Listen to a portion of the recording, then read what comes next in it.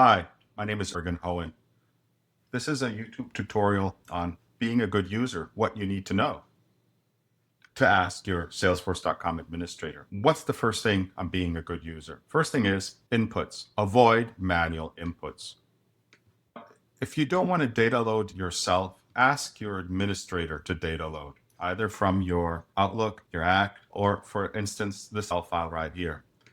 You can save this Excel file very simply by going, this is an Excel file of attendees of the users conference, save as a CSV file. And that's where, right here, comma, separated values, right? A CSV file, save. Save active sheets. It says multiple sheets continue, right? Now on the desktop, I should have the save CSV file here. Now this is the CSV file I just opened up. And the first thing you want to do, if you're going to push it to your administrator to have them import it, is delete some of these extraneous fields right here. So right here, go, where's that delete button? Delete, and there we go. Now let's save this. CSV ATS users, yes. And now the next step is I'm going to open up Salesforce right here. I'm going to go up here. Do you see that? This is Juergen Hoehne to set up. And then over here on the left-hand side, right here, import.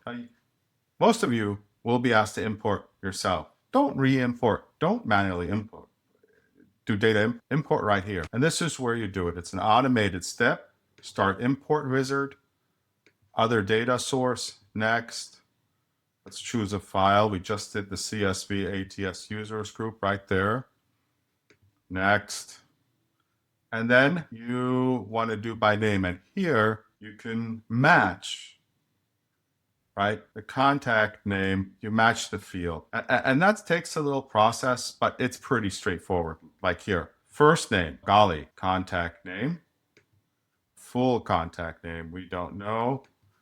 What is the company name? If you get confused, just go to next. Oh, billing address. All right. Maybe we need to leave that city is already mapped. See how that's mapped for us? State. This will automatically map. And then it says, oh, what do you do with the fields that aren't mapped? Your administrator can do this or you can do this. And then here you press import now.